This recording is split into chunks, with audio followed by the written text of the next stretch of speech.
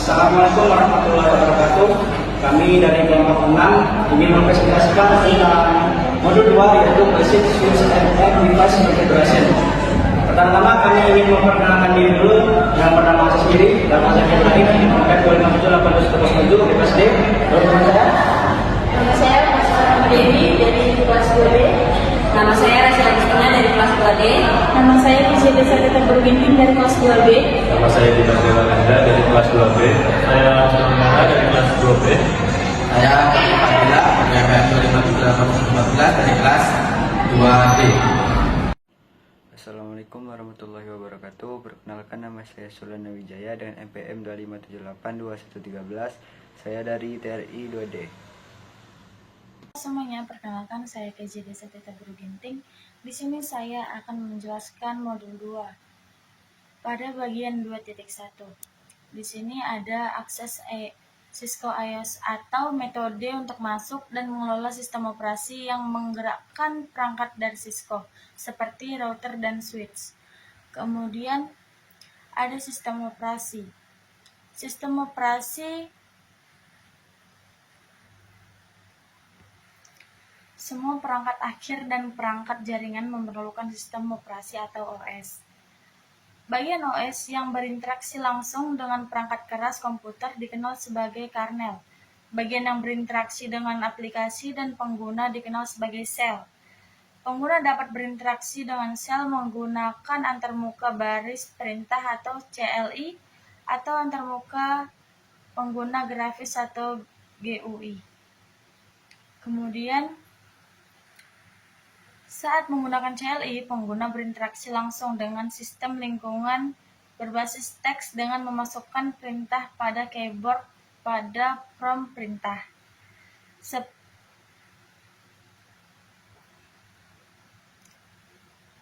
CLI membutuhkan biaya overhead yang sangat sedikit untuk beroperasi. Namun, itu mengharuskan pengguna memiliki pengetahuan tentang struktur perintah yang mendasari yang mengontrol sistem. Kemudian pada 2.1.2 ada GUI. GUI seperti Windows, Mac OS, Linux, KDE, Apple iOS, atau Android memungkinkan pengguna untuk berinteraksi dengan sistem menggunakan lingkungan ikon grafis, menu, dan jendela. Contoh GUI dalam gambar lebih ramah menggunakan dan membutuhkan lebih sedikit pengetahuan tentang struktur perintah yang mendasari yang mengontrol sistem. Namun, GUI mungkin tidak selalu dapat menyediakan semua fitur yang tersedia dengan CLI. GUI juga dapat gagal, mogok, atau tidak beroperasi seperti yang ditentukan. Untuk alasan ini, perangkat jaringan biasanya diakses melalui CLI. CLI kurang intensif sumber daya dan sangat stabil jika dibandingkan dengan GUI. Kemudian pada 2.1.3 ada tujuan OS. Sistem operasi jaringan mirip dengan sistem operasi PC. Melalui GUI, sistem operasi PC memungkinkan pengguna untuk melakukan hal berikut, yaitu menggunakan mouse untuk membuat pilihan dan menjalankan program. Yang kedua ada memasukkan perintah berbasis teks dan teks. Kemudian ketiga melihat output di monitor. Sistem operasi jaringan berbasis CLI, misalnya Cisco IOS pada saklar atau router, memungkinkan teknisi jaringan untuk melakukan hal berikut, yaitu yang pertama menggunakan keyboard untuk menjalankan program berbasis CLI. Yang kedua, menggunakan keyboard untuk memasukkan teks dan perintah berbasis teks. Yang ketiga, melihat output di monitor. Kemudian, pada 2.1.4 ada metode akses. Saklar akan meneruskan lalu lintas secara default dan tidak perlu dikonfigurasi secara eksplisit untuk beroperasi. Misalnya dua host yang dikonfigurasi yang terhubung ke saklar baru yang sama akan dapat berkomunikasi. Di sini ada metodenya yaitu ada konsol. Ini adalah port manajemen fisik yang menyediakan akses out of band ke perangkat Cisco. Akses out of band mengacu pada teks melalui saluran manajemen khusus yang hanya digunakan untuk tujuan pemeliharaan perangkat. Keuntungannya menggunakan port konsol adalah perangkat dapat diakses meskipun tidak ada layanan jaringan yang dikonfigurasi. Kemudian kedua ada cangkang atau SSH. Itu adalah metode dalam band dan direkomendasikan untuk membuat koneksi CLI yang aman dari jarak jauh. Melalui antarmuka virtual melalui jaringan. Tidak seperti konsol, koneksi SSH menentukan layanan jaringan aktif pada perangkat, termasuk antar aktif dikonfigurasi dengan alamat. Kemudian yang ketiga ada telnet. Telnet adalah metode dalam pita yang tidak aman untuk membuat sesi CLI dari jarak jauh, melalui antarmuka virtual atau melalui jaringan. Tidak seperti SSH, telnet tidak menyediakan koneksi terenkripsi yang aman dan hanya boleh digunakan di lingkungan lab. Yang kemudian ada 2.1.5 yaitu program emulasi terminal. Ada beberapa program emulasi terminal yang dapat digunakan untuk menyambungkan perangkat jaringan baik dan koneksi serial melalui port konsol atau dengan koneksi SSH atau telnet. Program-program ini memungkinkan Anda untuk meningkatkan produktivitas.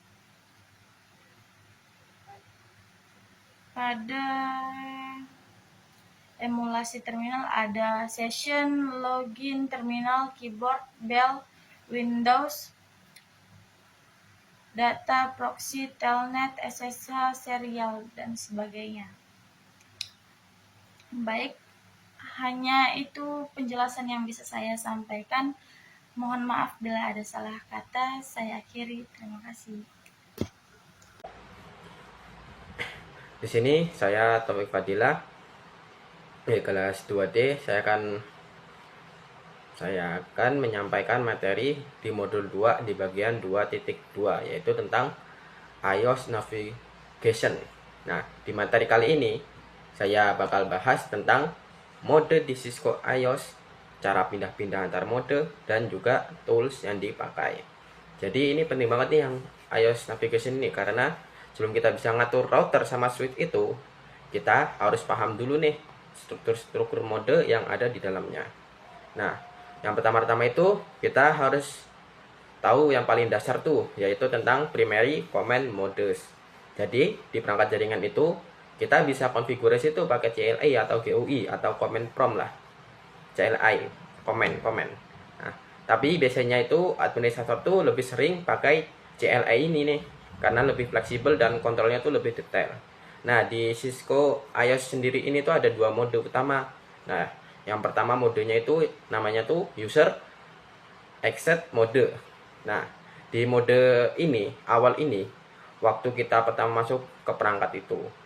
Nah, user exit mode ini kita tuh adalah mode awal waktu kita pertama kali masuk ke perangkatnya itu. Nah, di sini kita cuma bisa jalanin perintah-perintah dasar nih, kayak ngecek status atau lihat informasi perangkat belum bisa ngubah konfigurasi apapun. Nah, ciri gampang yang untuk user exit mode ini biasanya pakai tanda lebih besar. Panah kemana itu? Panah, gambar panah kayak gimana ya? Tanda lebih besar itu panah, tapi madepnya itu kurungnya itu ke kiri. Tapi bentuk panah itu ke kanan, apanya gitu. Yang tanda panah lebih besar itulah untuk user exit mode ini. Nah, terus yang kedua dari modenya ini ada namanya privilege exit mode atau yang bisa disebut enable mode. Nah, di mode ini kita juga punya hak akses lebih tinggi nih. Nah, di sini kita aksesnya lebih tinggi dari yang user exit mode tadi. Nah, di sini yang untuk privilege ini kita bisa jalanin perintah yang lebih lengkap nih, karena termasuk buat masuk ke mode konfigurasi. Nah, promnya itu beda ya. Yang pertamanya kan pakai user, yang user exit mode kan pakai tanda lebih besar yang panah itu. Nah, yang privilege ini kita pakai tanda pagar, pakai pagar lah mudahnya untuk bedain. User exit mode itu kita tandanya yang panah itu lebih besar itu, artinya lebih besar itu. Ya lebih mudahnya tanda panah lebih besar itu. Nah, untuk privilege exit mode ini kita pakai yang bentuknya itu, ciri-cirinya tuh panah itu, biasanya muncul lah panah itu. Nah, kalau user exit mode kan itu cuma biasa-biasa aja. Nah, untuk yang privilege ini kita perintah lebih lengkap lah, lebih powerful lah untuk konfigurasinya. Nah, untuk terus ke bagian selanjutnya kita ada konfigurasi mode dan sub configuration modes. Nah, di sini kita mau mulai konfigurasi nih, kita harus masuk dulu ke global configuration mode. Nah, disinilah semua pengaturan utama itu dilakuin ya, kayak ubah nama perangkat, setting password dan lain-lain sebagainya. Promptnya itu biasanya dalam kurung config pagar. Nah, itu biasanya. Nah, dari sini tuh kita bisa masuk ke mode yang lebih spesifik. Nah, namanya itu sub configuration mode. Nah, di contoh yang sering dipakai itu biasanya ada dua. Yang pertama itu line configuration mode. Nah, di sini kita dipakai buat ngatur akses ke perangkat, misalnya lewat konsol, SSH atau telnet. Biasanya di sini tuh buat setting login. Nah, yang kedua itu interface configuration mode. Di sini kita buat ngatur port atau interface jaringan. Contohnya biasanya ngasih IP address atau aktifin port. Nah, intinya kalau yang global config itu pengaturan umum, subconfig itu pengaturan bagian tertentu. Nah, kita pindah yang materi selanjutnya ini. Setelah itu kita akan bahas bagaimana cara pindah-pindah mode atau disebut navigate between iOS mode. Nah, ini penting banget nih karena kita bakal sering bolak-balik mode biasanya. Dari user exit ke privilege atau sebaliknya, kita bisa dari user exit ke privilege itu kita pakai perintah enable. Terus saja enable. Kalau mau turun lagi tuh pakai disable. Enable tuh buat kita nyambungin, disable tuh kita buat memutus biasanya. Nah, kalau mau masuk ke global config itu kita pakai configure terminal. Komennya configure terminal. Nah, kalau mau keluar tuh biasanya kita pakai exit atau terus saja exit atau command N atau control Z biar kita bisa langsung balik ke privilege mode lagi. Nah, menariknya nih, kita juga bisa langsung pindah dari submode ke submode yang lain. Jadi nggak harus keluar dulu nih, kita bisa langsung berpindah langsung nih, nggak perlu keluar kayak SSI tadi itu. Nah, terakhir di sini saya akan membahas tentang yang terakhir itu syntax checker activities. Nah, kalau kita lagi belajar ini jangan langsung coba nih di aplikasi karena biasanya beresiko lah. Makanya di sini kita dikasih di pembelajaran ini kita dikasih itu NetAchat tool simulasi. Salah satunya ada itu syntax checker itu.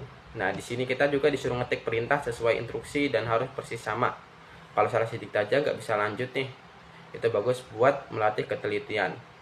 Nah, kan di situ tuh kita ada diajarin tuh untuk komen-komennya itu hitung aja. Takutnya biasanya kalau nggak sama-sama tuh kadang gagal begitu. Tapi ada juga tool yang lebih fleksibel yaitu paket tracer.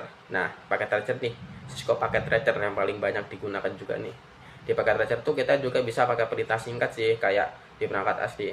Dan juga di sini tuh kita bisa untuk membuat simulasi untuk yang aslinya. Seperti itu sih. Tadi kita udah bahas sampai yang terakhir sih. Mungkin itu aja sih yang dari materi untuk modul 2 di bagian 2.2 tentang iOS navigation. Nah, itu aja mungkin penyampaian dari saya dari bagian 2.2 yang iOS navigation. Sebagai penutupnya di sini intinya itu kita harus paham tuh perbedaan tiap mode di Cisco iOS-nya. Di Cisco iOS-nya itu kita harus paham tuh untuk tiap mode-modenya dan juga harus paham tuh cara pindah antar modenya dan juga Kita di sini juga harus pakai latihan simulasi dulu lah, pakai paket tracer tadi itu supaya nggak langsung yang aslinya tuh, takutnya ada permasalahan gitulah. Nah, seperti itu. Mungkin sekian dari saya aja. Terima kasih. Assalamualaikum warahmatullahi wabarakatuh. Perkenalkan, saya Rasya Agustina dengan NPM 257820108. Pada video kali ini saya akan menjelaskan tentang 2.3, yaitu struktur komando. Langsung saja ke yang pertama, yaitu kita akan membahas mengenai struktur dasar perintah pada Cisco IOS. Setiap perintah dalam Cisco IOS memiliki format atau sintaks tertentu. Secara umum, perintah terdiri 3 bagian, yaitu perintah utama, kata kunci, dan argumen. Kata kunci merupakan bagian yang sudah ditentukan oleh sistem operasi Cisco, sedangkan argumen adalah nilai yang dimasukkan oleh pengguna, seperti alamat IP. Perintah hanya dapat dijalankan jika ditulis dengan format yang benar dan sesuai dengan mode yang diinginkan. Selanjutnya kita masuk ke pemeriksaan sintaks perintah. Setiap perintah memiliki aturan penulisan yang harus diikuti. Jika perintah dimasukkan tidak sesuai dengan sintaks, maka sistem akan menampilkan pesan error.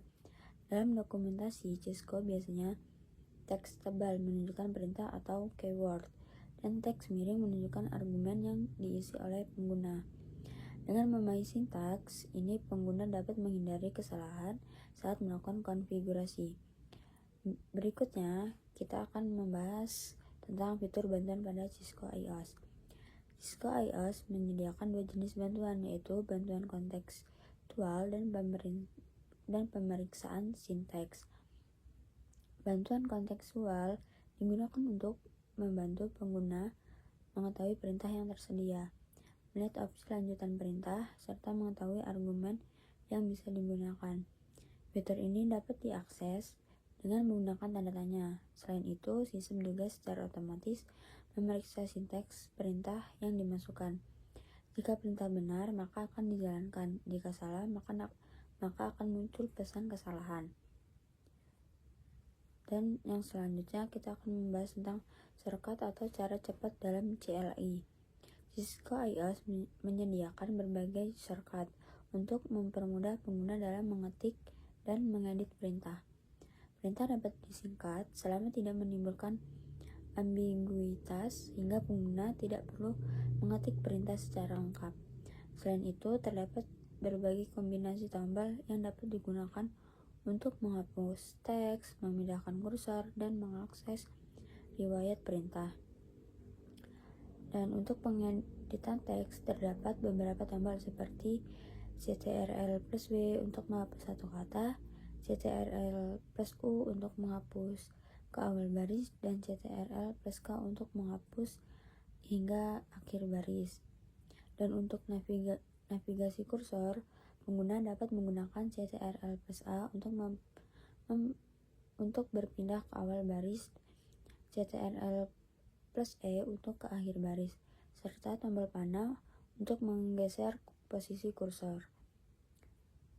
Untuk mengakses riwayat perintah dapat digunakan tombol panah atas dan bawah untuk melihat perintah yang sebelumnya telah kita gunakan.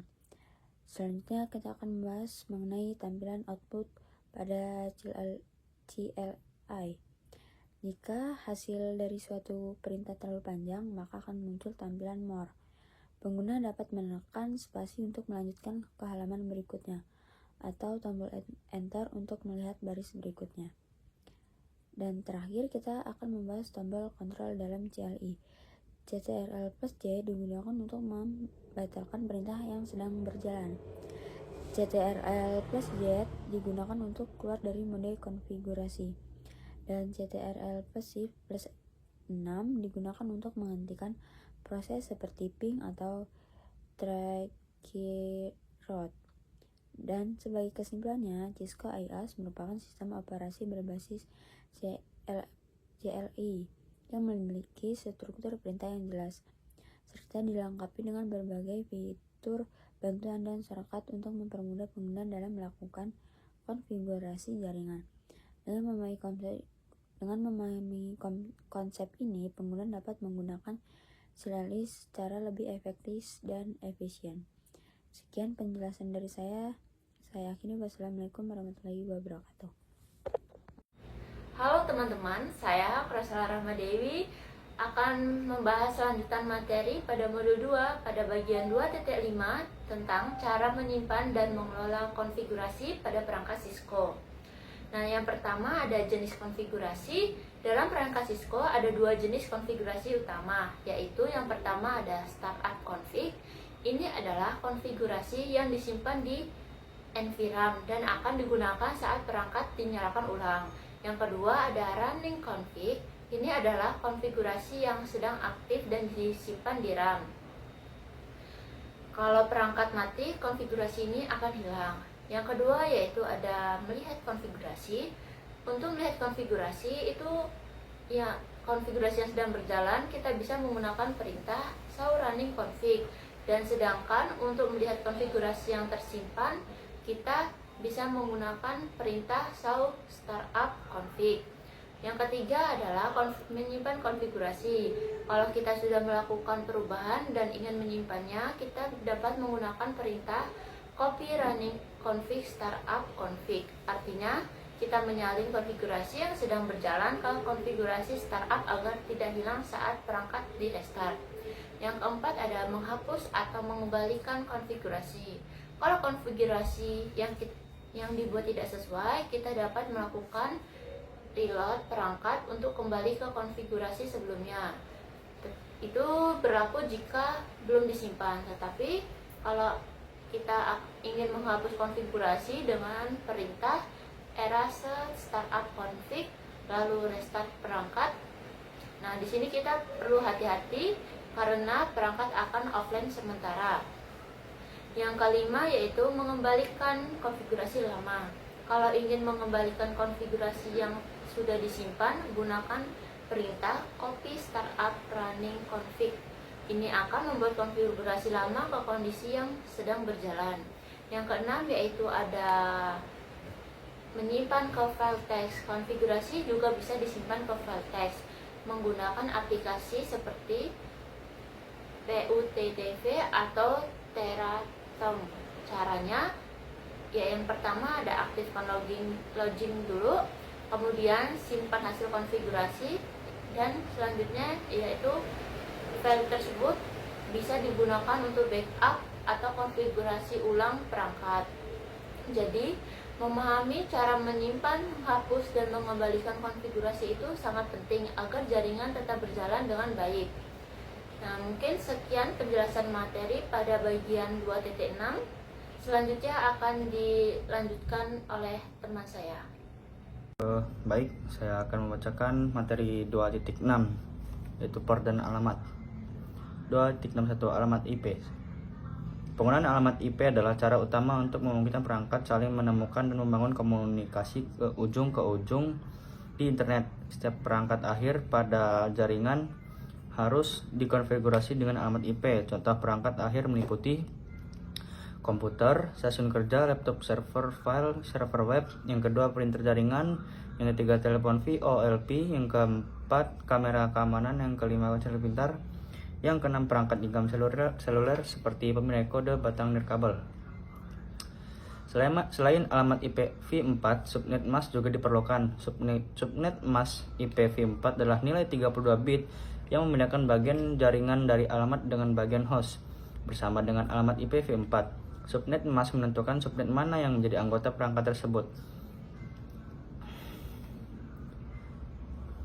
Alamat IPv6 memiliki panjang 128 bit dan ditulis sebagai rangkaian nilai heksadesimal. Setiap 4 bit diwakili oleh 1 digit heksadesimal, sehingga totalnya ada 32 nilai heksadesimal.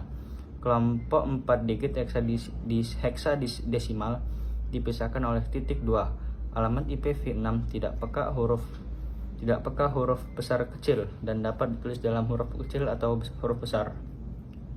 2.62 Antarmuka dan port. Komunikasi jaringan bergantung pada antarmuka perangkat pengguna akhir, antarmuka perangkat jaringan, dan kabel yang menghubungkannya. Setiap antarmuka fisik memiliki spesifikasi atau standar yang mendefinisikannya. Kabel yang terhubung ke antarmuka harus dirancang agar sesuai dengan standar fisik antarmuka tersebut. Jenis media jaringan meliputi kabel tembaga pasangan berpilin, kabel serat, optik, kabel koaksial atau nirkabel seperti yang ditunjukkan pada gambar. Berbagai jenis media jaringan memiliki fitur dan manfaat yang berbeda. Tidak semua media jaringan memiliki karakteristik yang sama. Tidak semua media cocok untuk yang tujuan sama. Berikut adalah beberapa perbedaan antara berbagai jenis media. Yang pertama, jarak yang dapat ditempuh media untuk mentransmisikan sinyal dengan sukses. Lalu yang kedua, lingkungan tempat media akan dipasang. Yang ketiga, jumlah data dan kecepatan transmisinya. Yang keempat, biaya media dan instalasi. Tidak hanya setiap tautan di internet membutuhkan jenis media jaringan tertentu, tetapi setiap tautan juga membutuhkan teknologi jaringan tertentu. Misalnya, internet adalah teknologi jaringan area lokal (LAN) yang paling umum digunakan saat ini. Port Ethernet ditemukan pada perangkat pengguna akhir, perangkat switch, dan perangkat jaringan lainnya yang dapat terhubung secara fisik ke jaringan menggunakan kabel. Switch Cisco EOS Layer 2 memiliki port fisik untuk menghubungkan perangkat. Port ini tidak mendukung alamat IP Layer 3, oleh karena itu, switch memiliki satu atau lebih antarmuka virtual switch SFI. Ini disebut antarmuka virtual karena tidak ada perangkat keras fisik pada perangkat yang terkait dengannya. SFI dibuat dalam perangkat lunak. Antarmuka virtual memungkinkan Anda mengelola switch dari jarak jauh melalui jaringan menggunakan IPv4 dan IPv6. Setiap switch dilengkapi dengan satu SFI yang muncul dalam konfigurasi default dari pabrik. SFI default adalah antarmuka VLAN 1. Sekian dari saya. Oke, saya Aris Tanggara, NPM 2578-2051 dari kelas 2B. Di sini saya akan melanjutkan materi dari rekan saya, yaitu pada 2.4 tentang Basic Device Configuration. Oke, langsung saja kita ke 2.4.1, yaitu tentang Device Name atau Host Name. Nah, yaitu tentang identitas perangkat Cisco seperti switch atau router. Secara default biasanya bernama switch, tapi jika perangkat dalam jaringan banyak, nama defaultnya biasa membingungkan saat konfigurasi atau remote. Karena itu, hostname harus dibuat sesuai lokasi atau fungsi perangkat agar mudah dikenali. Contohnya, kita kasih nama seperti SW min floor min 1. Lalu hostname juga punya aturan seperti tidak boleh ada spasi dan minimal maksimal 64 karakter. Oke, lanjut pada 2.4.2 yaitu password guide lines, yaitu tentang password yang lemah masih menjadi ancaman besar dalam keamanan jaringan.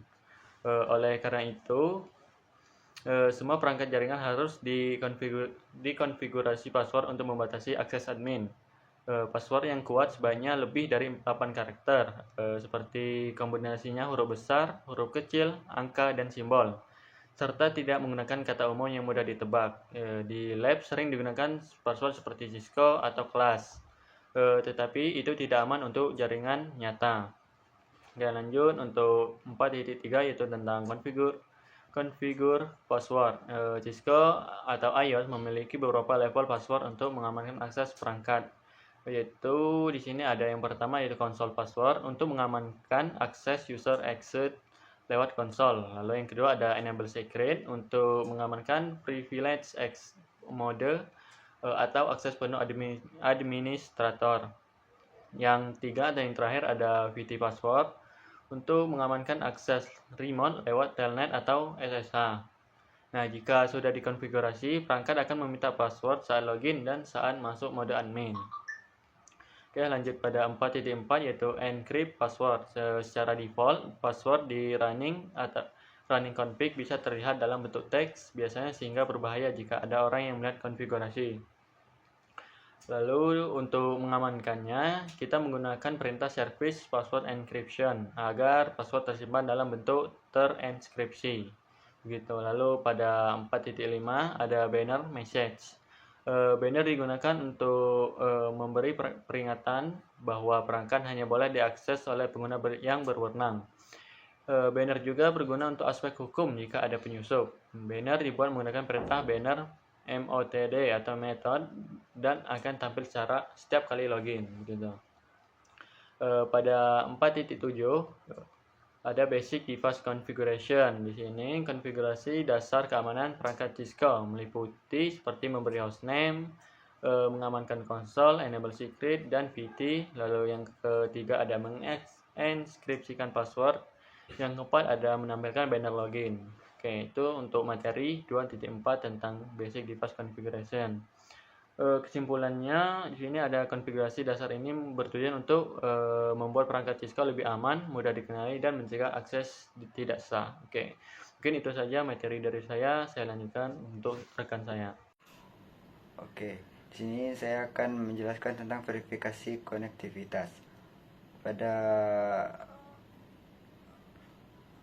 video kali ini, di awal materi kita akan menjelaskan tentang aktivitas video, tugas ujian termuka. Pada topik sebelumnya, Anda telah mengimplementasikan konektivitas dasar dengan mengkonfigurasi pengalaman IP pada switch dan PC. Kemudian Anda memverifikasi konfigurasi dan konektivitas Anda. Karena apa gunanya mengkonfigurasi perangkat jika Anda tidak memverifikasi bahwa konfigurasi tersebut berfungsi? Anda akan melanjutkan proses ini pada topik ini dengan menggunakan CLI dan akan memverifikasi antarmuka dan alamat switch dan router jaringan Anda. Sama seperti Anda menggunakan perintah dan utilitas seperti ipconfig untuk memverifikasi konfigurasi jaringan pada komputer host. Anda juga menggunakan perintah untuk memverifikasi antarmuka dan pengaturan alamat pada perantara seperti switch dan router. Oke. Setelah itu, verifikasi konektivitas adalah proses untuk memastikan bahwa suatu jaringan komputer dapat terhubung dengan baik antara perangkat, misalnya komputer ke server, router, atau internet. Proses ini dilakukan untuk mengecek apakah komunikasi data berjalan lancar atau tidak. Jadi pada intinya digunakan untuk mengetahui apakah jaringan sudah terhubung dengan benar, membantu mendeteksi masalah jaringan seperti putus koneksi IP, salah, atau perangkat tidak aktif. Dilakukan dengan tools perintah seperti ping, traceroute, atau ipconfig. Menjadi langkah-langkah penting dalam troubleshooting jaringan. Jadi kesimpulannya, verifikasi konektivitas sangat penting untuk memastikan jaringan berjalan normal atau untuk menemukan serta memperbaiki gangguan koneksi dengan cepat. Cukup sekian penjelasan dari saya. Lebih kurangnya mohon maaf. Saya akhiri. Wassalamualaikum warahmatullahi wabarakatuh. 3. Sekian video dari kami kelompok 6. Kami akhiri. Wassalamualaikum.